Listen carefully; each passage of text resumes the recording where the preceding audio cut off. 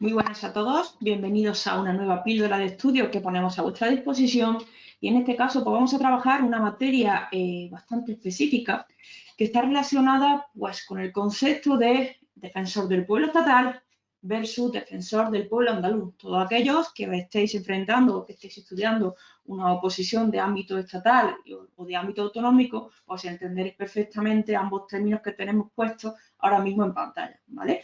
Vamos a intentar a lo largo de esta explicación atender a las principales diferencias existentes pues, entre ambas figuras, ¿vale? El defensor del pueblo estatal como tal y pues, a nivel autonómico el defensor del pueblo andaluz, atendiendo concretamente pues, a lo dispuesto para la comunidad autónoma de Andalucía.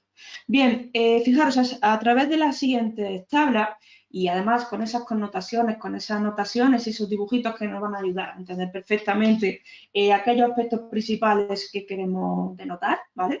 Quiero que os deis cuenta, en primer lugar, que pues, en la parte superior de esa tabla tenemos de las tres columnas existentes, la primera de ellas muestra las distintas características a tratar, la segunda trata sobre la figura del defensor del pueblo estatal, como nosotros conocemos a través del artículo 54 de la Constitución Española. Recordar que en el momento que nosotros citamos el artículo 54 de la Constitución Española, estamos obligados a pensar pues, en la estructura de la Constitución, ¿vale? Recordamos que ese artículo 54 está centrado, está incluido dentro del capítulo cuarto, en este caso el título primero de la Constitución Española de 1978, ¿vale? De forma más específica, sabemos que esas bases que nos sienta ese artículo 54 de la Constitución Española posteriormente pues son desarrollados por la Ley Orgánica 381 de 6 de abril.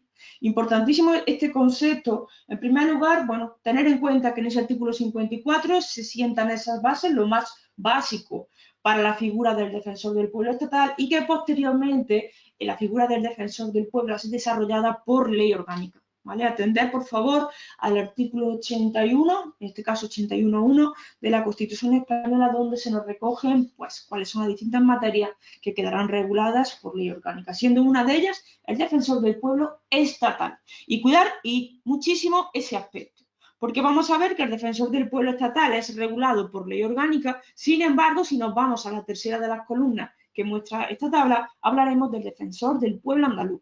Muchísimo cuidado porque lo primero que yo quiero hacer hincapié es que la figura del defensor del pueblo andaluz pues es defendido, es regulado, aparte de lo dispuesto en el Estatuto de Autonomía.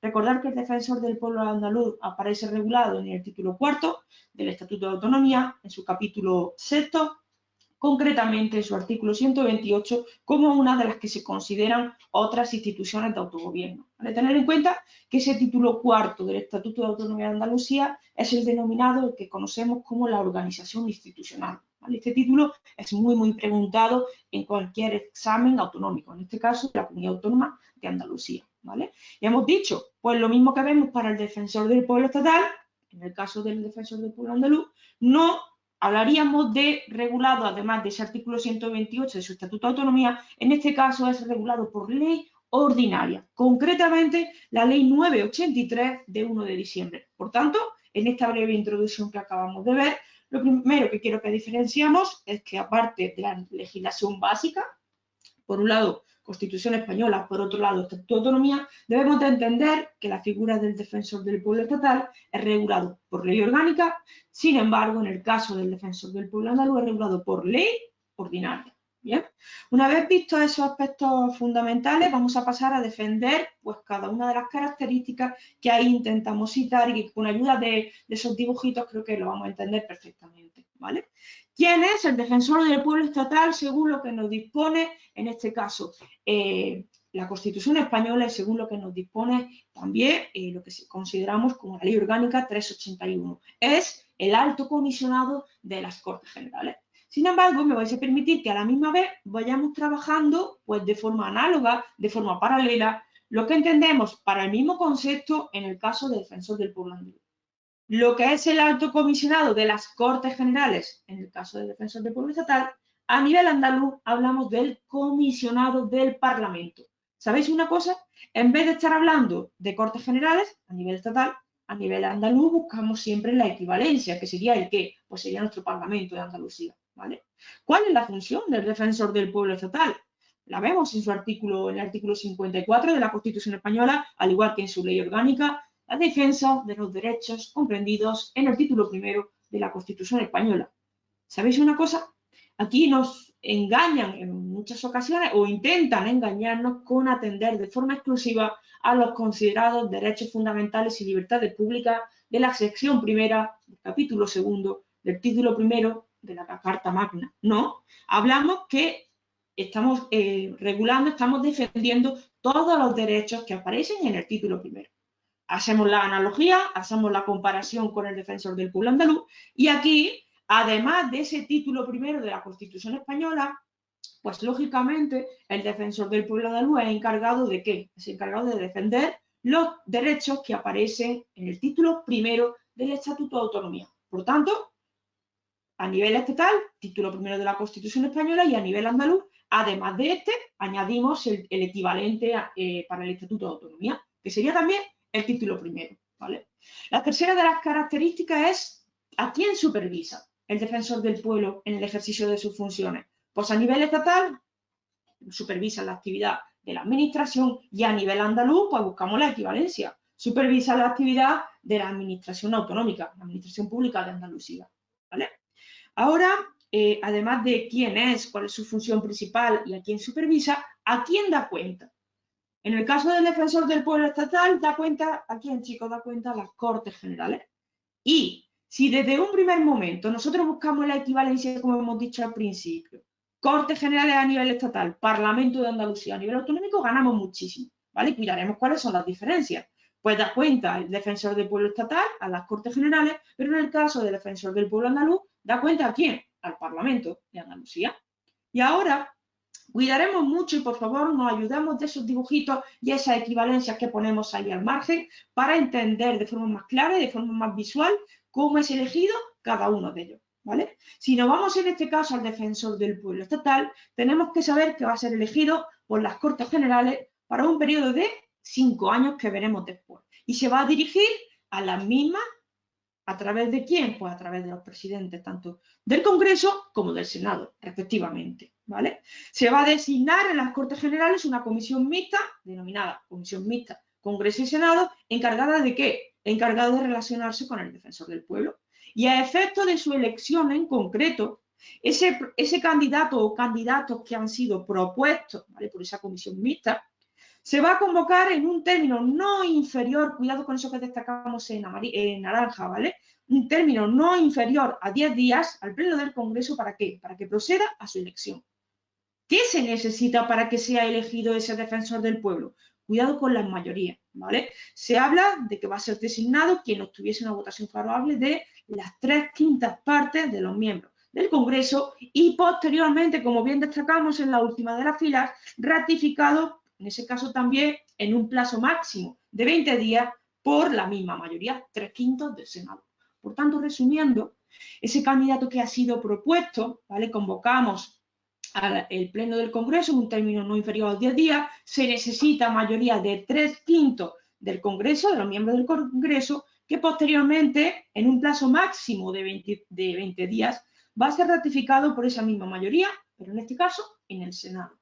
Pues ahora, con vuestro permiso, nos vamos a la columna paralela y vamos a trabajar esa elección, pero a nivel del defensor del pueblo andaluz, ¿vale? Fijaros, hemos dicho antes, ¿a quién da cuenta el defensor del pueblo estatal? A las Cortes. ¿A quién da cuenta el defensor del pueblo andaluz? Al Parlamento. ¿Quién elige al defensor del pueblo andaluz? Lo elige ¿quién? El Parlamento. Y nosotros vamos a tener mucho cuidado porque a nivel del Estatuto de Autonomía se nos dice pues, que va a ser elegido por una mayoría cualificada. Tener en mente las diferencias, por favor, entre mayoría simple, mayoría absoluta, mayoría cualificada. Cuando estamos hablando de mayoría cualificada, si nosotros nos vamos, en este caso, a la ley que regula el defensor del pueblo andaluz, hemos dicho, la ley 983 de 1 de diciembre, vamos a entender que esa mayoría cualificada alude también a una mayoría de 3/5, igual que hemos visto en el caso anterior. Pero aquí estamos hablando concretamente del Parlamento de Andalucía, ¿vale? Ese defensor del pueblo andaluz es elegido por el Parlamento por un periodo de 5 años y se va a dirigir al mismo a través de ¿quién? A través de su presidente.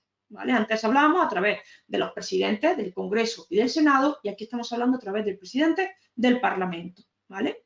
Ahora quiero que tengamos un cuidado tremendo con el tema de la comisión que se encarga de relacionarse con el defensor del pueblo andaluz, porque aquí tenemos que tener muy en cuenta las distintas normativas atendiendo a los distintos cambios legislativos. A día de hoy, sí quiero que tengamos en cuenta, ¿vale?, que a día de hoy esa comisión es la Comisión Consultiva de Nombramientos, Relaciones con el Defensor del Pueblo y Peticiones. Es la encargada actualmente de relacionarse con el Defensor del Pueblo y es la encargada, por tanto, de proponer al Pleno de la Cámara ese candidato al Defensor del Pueblo andaluz, ¿vale? Muchísimo cuidado con esas anotaciones y, por favor, nos ayudamos de esos términos que hemos dicho ahí. Corte general no representa, execute ahí perfectamente, que nos ha puesto nuestra compañera.